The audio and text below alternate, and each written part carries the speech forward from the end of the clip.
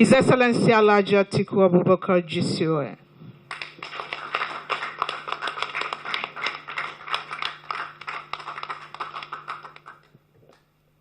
Thank you, Chinwe.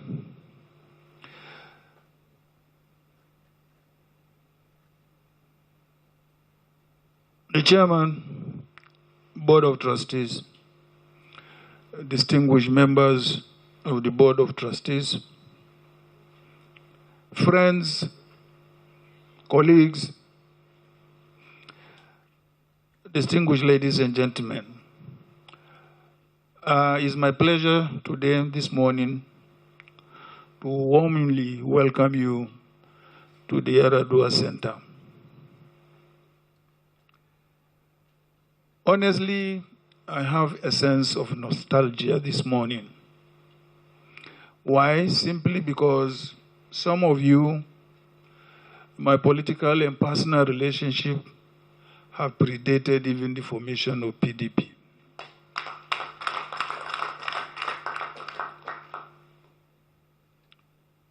And very many of you as founding members of our great party. I want to welcome you very, very warmly. I want to appreciate the time you have taken to come all the way from your respective destinations for this meeting.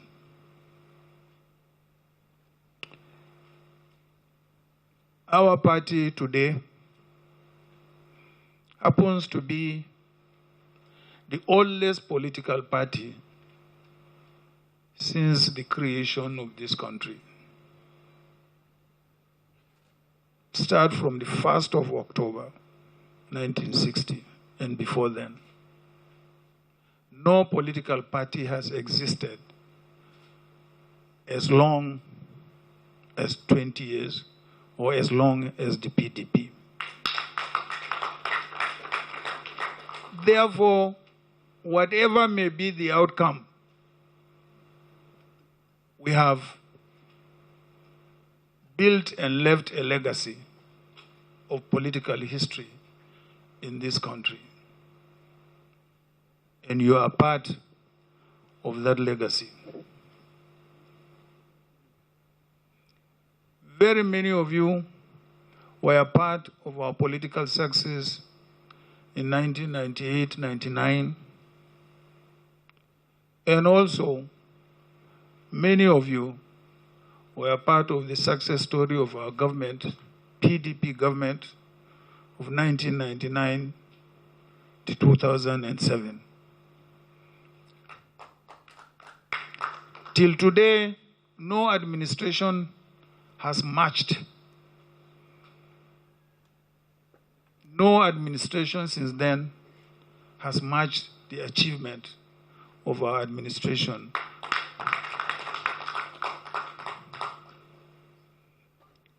Therefore, you are not only the fathers of our great party, you are also the bedrock of our party and its achievements.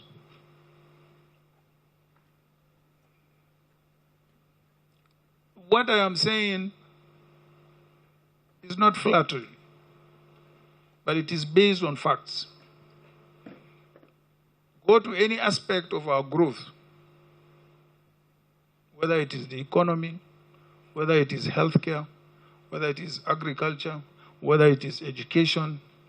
The landmark achievements we made between 1999 and 2007 have not been matched by any subsequent administration.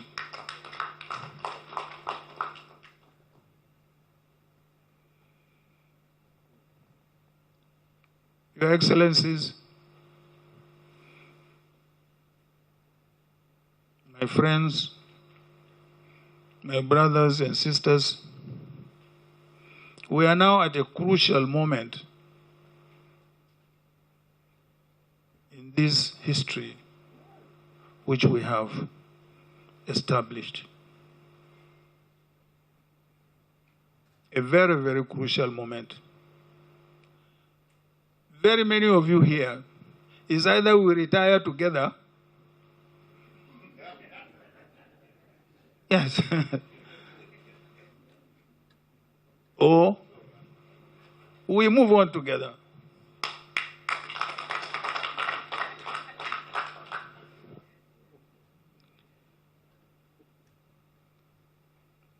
Somebody said we recorded during the last election about 11 to 12 million votes.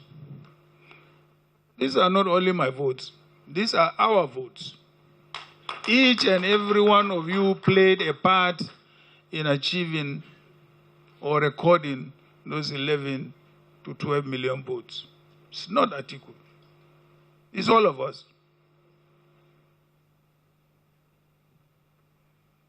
And I believe if we work together again, we can surpass those votes.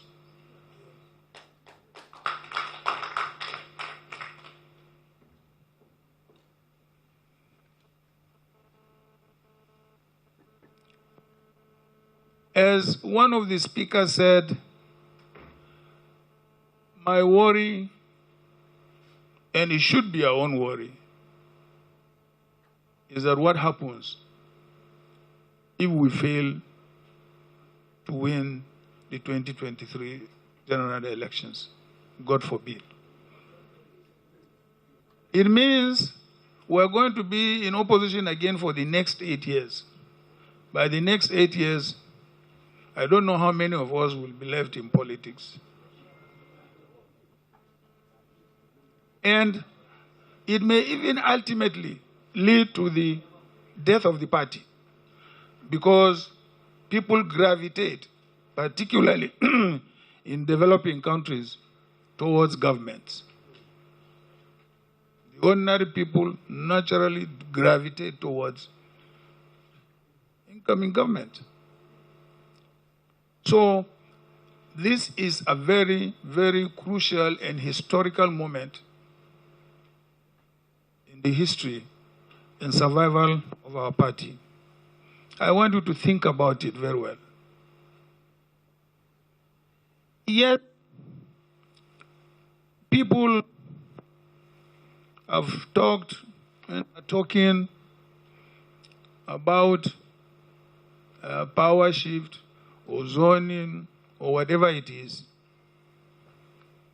For sure, as party, we invented and formulated the zoning policy simply because we wanted every part of this country to have a sense of belonging. And I personally have paid my dues as far as that is concerned.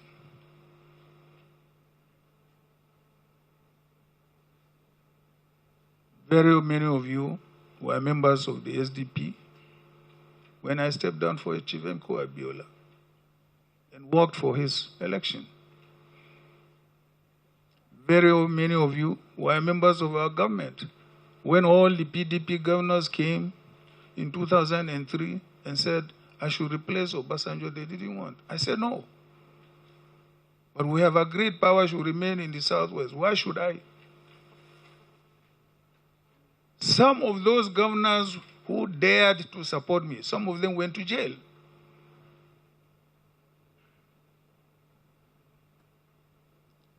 Some of them were kicked out of their offices.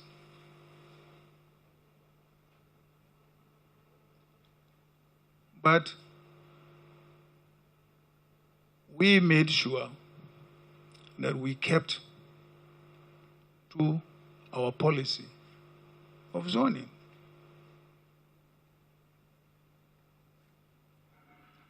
So, therefore, you cannot come and try to imply that the PDP has not been following its zoning policy.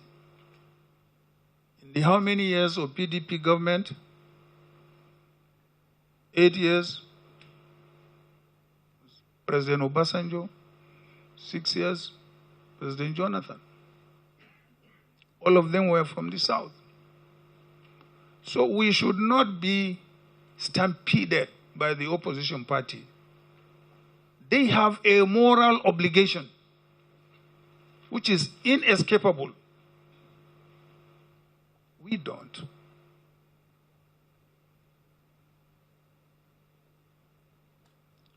So, distinguished members of the BOT, we have to take all this into consideration. On a final note, because I don't want to keep you long waiting here, because I apologize, the air conditioner is not as effective. It's either because we are too many for the hall, because it's not meant to carry us many members. This, when we planned it, I hope you will bear with me.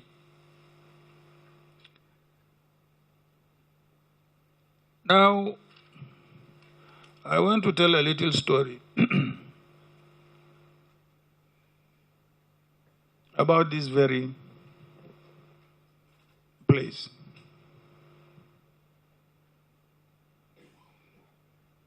We all must remember the contributions of the late Sheikh Musa Yaradua.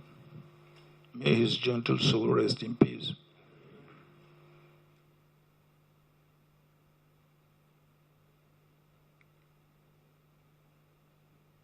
After his demise, and I happened to find myself in government, I was on an official visit to the United States. And I visited Atlanta. And I was taken to the King Center. We all can remember the civil rights leader, foremost of the United States, the late Martin Luther King. I went around the center and I saw how he was being remembered. I came back to Nigeria and I told the president that, look, I have seen the King Center and I want to spearhead a committee of friends to set a similar center in memory of the late Sheikh Musa Yaradua. The president said, go ahead.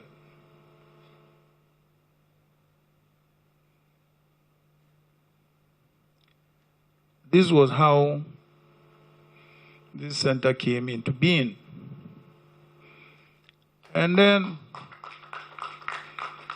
I said, what is it that Shehu would have loved to see? Because when he recruited some of us into politics, I was in my 30s. He said, look, you are all young men. I want us to break the siege mentality, regional and ethnic and religious mentality that is the bedrock of Nigerian politics, and build bridges across the country. Let us reach out to the rest of the country. He was always talking about building bridges, building bridges. And I said, okay, what monument besides the center should we have? It was then we came with the concept of the uncompleted bridge outside here. And it is there. It is our responsibility and the responsibility of future generations to make sure that we complete that bridge across the country.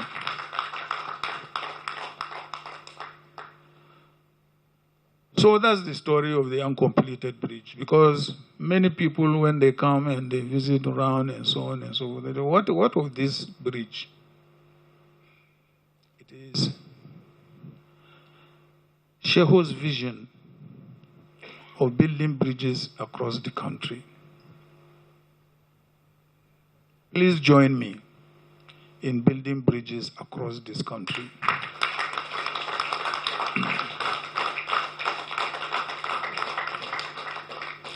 so that every part of this country will have a sense of belonging.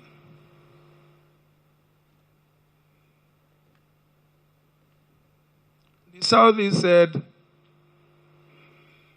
they have not been given a chance. I said, I protested against the violation of the zoning policy in 2007. And together with my friend Bola, we set up AC. We went to Lagos. He gave me a ticket. He said, but the condition of giving me that ticket is that I should make him vice president. I said, no, I'm not going to make you vice president. Instead, I nominated Senator Ben Obi, who's seated here. Of course, again, in 2018, when I got the ticket, again, the running mate was another Obi. Coincidentally. So there is absolutely no reason, as far as I'm concerned, to say that there are either deliberate attempts to exclude the Southeast in the political participation or power sharing in this country. I thought I should disabuse the mind. Of course, the enlightened political class know that from the Southeast. I don't think there is any, as far as this party is concerned, as far as we are concerned, I don't think there is any deliberate policy to exclude any part of this country in power sharing.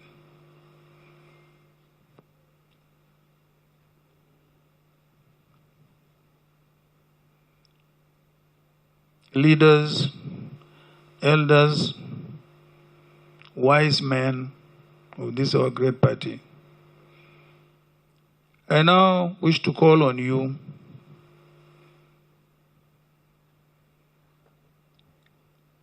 to please give me another opportunity to advance all these ideals of our party, very beautiful ideals, so that we can further consolidate democracy, unity, and development of our country.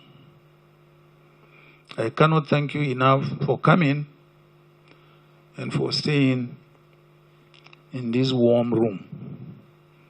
I wouldn't want to say it's hot, because it's not as hot as Jigawa, or not as hot as Yola. So once again, God bless you all. I thank you very much for coming. And may we have a successful convention which will be in the interest of our party and the country. Thank you very much.